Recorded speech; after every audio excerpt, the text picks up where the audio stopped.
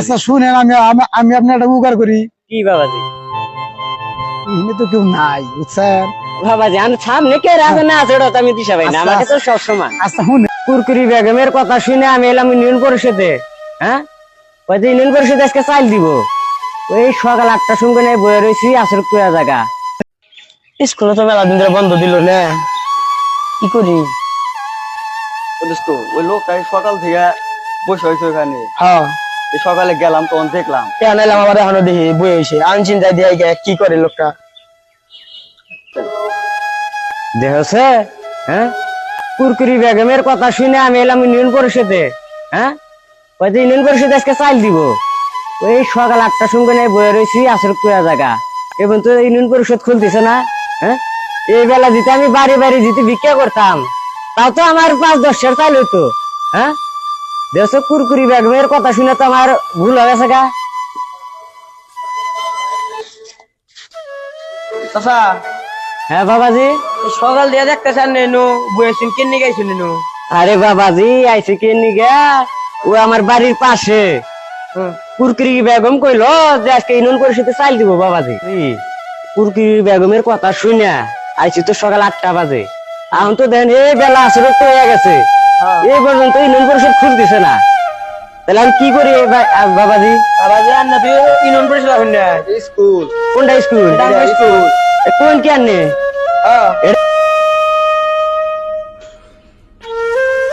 তাহলে বাবাজি এটা স্কুল? আরে বাবাজি আমি কি ভুলটা করছি? হ্যাঁ, এই কুরকুরি বেগমের কথা না শুনে আমি যদি এই গোবিন্দ সিং মাটি কাটা চিতিলাপাড়াতে যদি ভিক্ষা করতাম, এত হলে তো প্রায় 10-15 কেজি চাল মানে তুলতে পারতাম।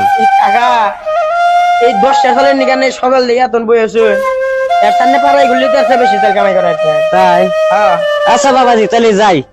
বাবাজি আচ্ছা ঠিক আছে। দেখো ফকির বাবাজি, হ্যাঁ হ্যাঁ বাবাজি বলেন। আপনি কোনে গেছিলেন? আরে বাবাজি আর কইন না, আমি আইছিলাম তো ইউনিয়ন পরিষদে, তা আইসা দেখি যে তো ইউনিয়ন পরিষদ না, একজনের পামে পইরা আমার পাড়া দিছে আইসা বইয়া রয়েছি ইউনিয়ন পরিষদ ভাইবা যে 5-10 চাল দিতে ও আপনি তাহলে যে স্কুলে, ওই আপনি স্কুলের গেটে গেছিলেন? ওই কি জানি কিরে কয় হাই স্কুলের গেটে না? স্কুল না কি স্কুল জানি কিরে কয়, এই স্কুল করে যাবো রয়েছি আমি বাবা। আচ্ছা শুনেন, আমি আপনার একটা উপকার করি। কি বাবাজি? এখানে তো কেউ নাই বুঝছেন। বাবাজি আমি সামনে কে রাখে না আছে ওটা তো আমি দিশা পাই না, আমাকে তো সব সময়। আচ্ছা শুনেন, আপনি আমারে 500 টাকা দেন, হ্যাঁ। আমি আঙ্গুর এলাকার যে মেম্বার আছে হ্যাঁ। মেম্বারে কইয়া দেখি 6 মাসের একটা কাট করে দেবেন। কোন কি আননি? হ্যাঁ 6 মাসের কাট করে দিবেন? হ্যাঁ হ্যাঁ। না গো, 6 মাসের কাট করে দিবেন তো? আমি তো এবার আমার কাছে মেলা টাউডেড়ে আনিছি। আরে আমি তো হেই টাউট না, এই 500 টাকা নিয়ে আপনি কি ইয়ে হয়ে যাবেন গা?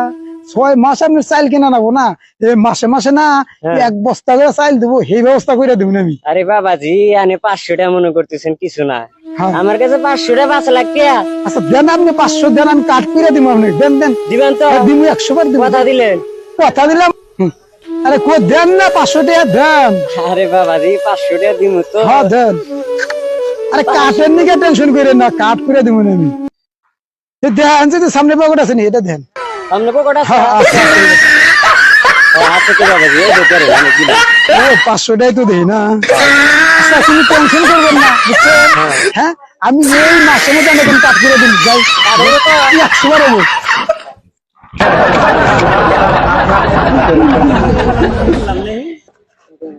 কি হ্যাঁ বসে মেলা জায়গায় শেখ খাইছি, দেখি এবার দিলাম বিশ্বাস করা যদি একটা কাট করে দেয় তাহলে আমার একটু উপকার হবে, যাই দেখি।